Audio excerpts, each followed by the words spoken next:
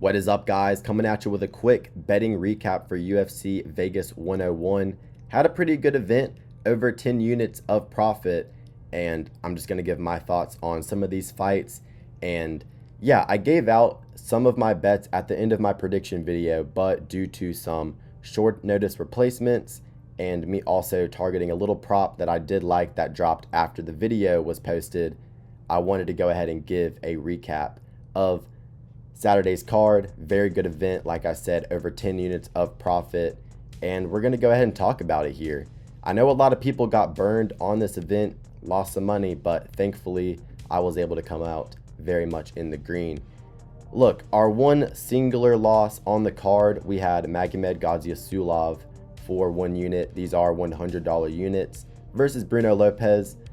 I thought that he would be able to do better in the grappling due to him being able to get some takedowns against Brinson Ribeiro and Medina, but Bruno Lopez, he was a stronger fighter in there. Weathered the early storm. Magomed was way better at striking, but I got him at minus 166. 1 unit because I wasn't super confident. Ended up being good that I only put 1 unit on it because he didn't do too good. Wasn't able to get the job done, but other than that, we absolutely swept the board. Our boy Jacoby Smith, 7.5 units, $750 bet at minus 210. He closed as like a minus 650 favorite. I was literally waiting, refreshing Bet Online every few minutes after Big Marcel posted that Jacoby Smith was stepping in for Andreas Gustafsson. I figured that we would get a line something around there, and I knew that was getting steamed as soon as people found out about Jacoby Smith and the threat that he is in this division. If you've been following my videos for a while, you'll know that I've been raving about Jacoby Smith for a very long time. Ever since his Dana White Contender Series debut, I've been very, very high on him. And look, I said that he was the best prospect that came off the Contender Series this year, and I even mentioned him in a video of matchups that I would like to see in 2025. I'm glad he was able to make his debut on the first card of the year. Look, this dude went out there and got a nasty first round knockout. He has insane power in his hands. He's a freak athlete.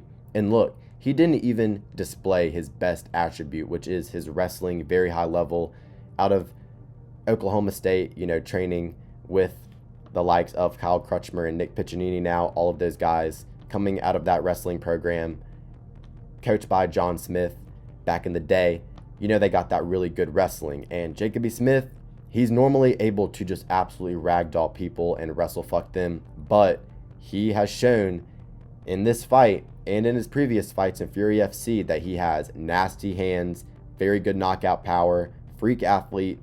Like I said, I have been raving and talking about this guy being super high level for a while now. That's why I put $750, 7.5 units on him. Very, very confident that he was going to get the job done, and he went out there and performed even on a week's notice.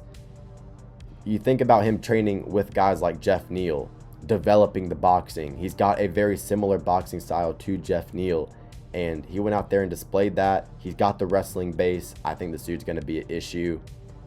Like I said, I literally was waiting for his line to drop, refreshing every couple of minutes on Bet Online, and he actually, believe me or not, opened up as a minus 150 favorite. Literally, that line appeared, instantaneously went down to minus 210. By the time he refreshed again, he was minus 350, and you obviously saw that he closed minus 600 range. So beat the line movement by a mile there. I knew for a fact as soon as he fought on the Contender Series that I was gonna absolutely whale nuke him when he made his debut if it was against the right opponent. I liked the matchup here for him against Preston Parsons. First round knockout, super impressive. And yeah, I had him in a parlay as well with Nurullo Aliyev and Marco Tulio at practically minus 110, even money. Laid the $1.12 on it, and yeah, won a unit on that. Pretty easy parlay. Nurullo Aliyev, free leg. Joe Selecki didn't have anything for him. Couple submissions, but they weren't really super close. Aliyev, good pressure grappling, but that striking is super sloppy. It needs some work. Originally, I had bet on Yanal Ajmus to beat Nurullo Aliyev. He was a plus 400 underdog, so that wasn't necessarily a bad bet. I think Yanal Ashmus would have done well in that fight. In the second and third round, when Aliv kind of got a little tired, I think he would have done better with the takedown defense. He's a better striker than Selecki, but Aliv did what he was supposed to, went out there, wrestled for 3 rounds, stayed safe, got the job done. And dude, Marco Tulio Silva, look, impressive off the Contender Series. I spoke on why I made the pick in my prediction videos, but dude, Ihor Potieria, he's had a rough go at it lately, getting fouled by basically everyone he fights and then finished, but thankfully that cashed off our parlay, so I wasn't necessarily too upset. Man, what about that Roman Kopylov and Chris Curtis fight? I literally said in my prediction video that Chris Curtis had a better chance of turning into Harry Potter and casting a spell on Roman Kopylov than winning this fight. He actually did a little bit better than I expected, but like I said in my video of fighters that will never win again inside of the UFC, I said Kopylov was going to do a number on him, and Kopylov did do a number on him. Chris, he hurt him in that second round, cut him, was doing all right, but Kopylov, I rewatched that fight. He was thoroughly in control, landing beautiful straight shots.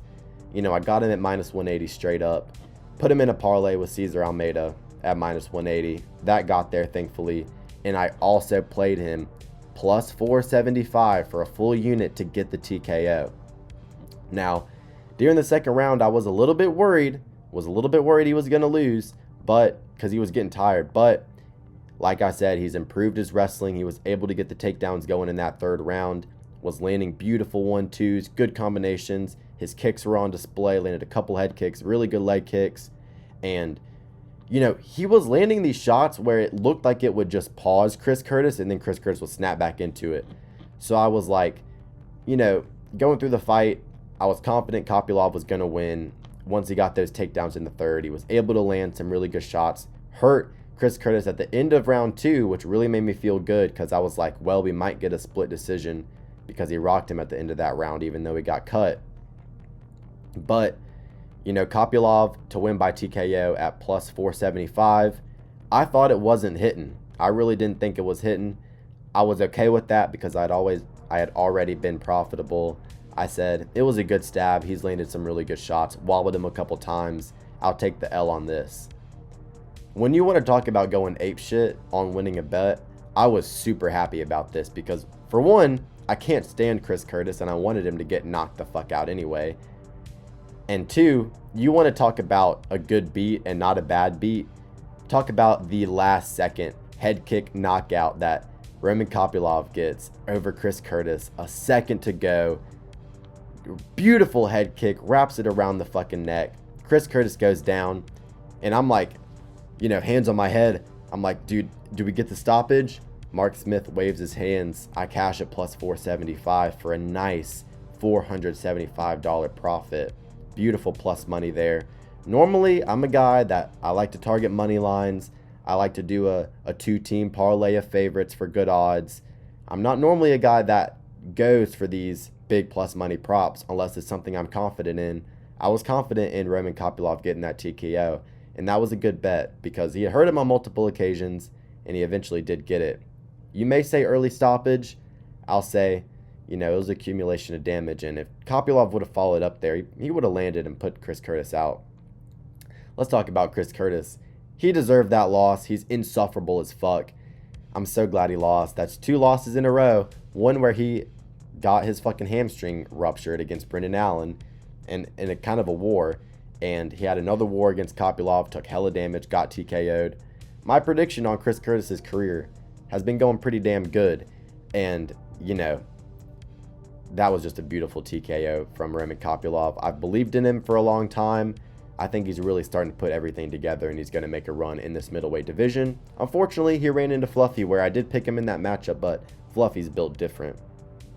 He really is. And, the last bit of action we had on the night, Cesar Almeida to beat Abdulrazak Al Hassan. I had cashed big, only the 1 unit loss on Magomed Gadzhiesulov. I was like, you know what, surely my luck is about to run out. I highly doubt Almeida's going to win this fight. Well, I picked him to win the fight. I was confident in him, but I just felt as if I was due for a loss. Look, Cesar Almeida goes out there, gets clipped in the first round, he was doing good with his kicking. You know, Abdulrazak Al was landing shots of his own, being explosive. I knew it would be dangerous. Entertaining fight as well. I loved this fight. But, you know, what did I say in my prediction video? Literally, my exact words were, Abdulrazak Al, he's super powerful, but he throws from the hip and he's too aggressive. Almeida's going to counter him with a hook. And what happened?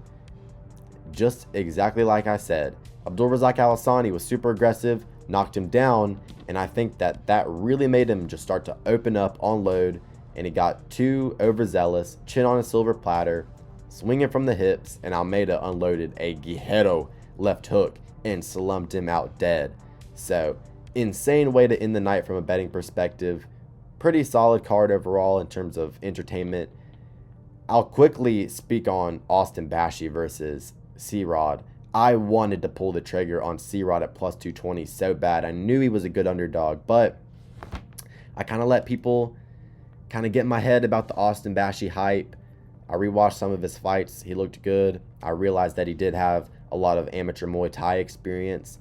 I knew the striking needed some work.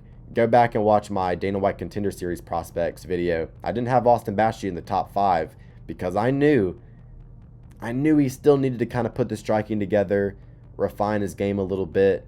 He did all right, but C-Rod, man, he's just such a good prospect killer. That should have been, you know, a bet that I made, because at plus 220, when he had fought 3 prospects that lean on the grappling in a row and won all of them, that was a very good bet. I know a lot of people got burned on Austin Bashi. I wasn't touching that fight with a fucking 10-foot pole. That shit had weird, fluky decision written all over it. So that's what happened. C-Rod gets it done again. Damn, he got it done. Pinelli Soriano as well catches an underdog that I picked on my prediction video. But, you know, Uros Medic, former lightweight, he was a lot faster. But, you know, Pinelli Soriano, he's got big power and he landed the right shot. I actually thought he was going to need to lean on the grappling to get the job done there. But 2 dogs that I kind of was leaning towards, but, you know, didn't pick myself and actually put money on. I'll have tried to go back and edit this video and put some of the tickets up on screen. But yeah, super good betting night. Fucking fantastic, decent card. Let me know if you guys want me to show my betting card before UFC 311. I'm not going to include it in my full card predictions, but leave a comment in the comment section below if you want me to make a video going over my bets before the card happens. I can do that for you guys if you want it, but quickly wanted to make this video just to recap this. That Kopylov TKO had me super happy. And yeah, I mean, look, an 80% ROI, that's like hitting a minus 120 bet. So, you know, basically the full slate at minus 120, very good return on investment here. So solid work. Yeah, I definitely have a good amount of picks for UFC 311 that I liked. Unfortunately, Bogdan Guskov and Zachary Reese both got replacement matchups. I got both of them at very good odds. Zach Reese at minus 170 and Bogdan Guskov at minus 115. Those were 2 bets that I really liked that unfortunately got booted from the card. So unfortunately, not going to have those on the board, but I do have some plays that I like for next card. I can go into those for you guys if you want. Leave a comment in the comment section below. I've been fucking killing it in these last few events, man. I mean, up about 25 units close to in the last 3 events. I mean, I had a hell of a UFC 310, 12 units there. You know, Buckley versus Covington Fight Night, 3 units there, 15 units, and another 10 unit profit night here on Dern versus Ribas. So up 25 units in 3 events. I'm on an absolute heater right now. So yeah, looking to continue the hot streak into UFC 311. Thank you guys for watching the video all the way through, and have a great rest of your day.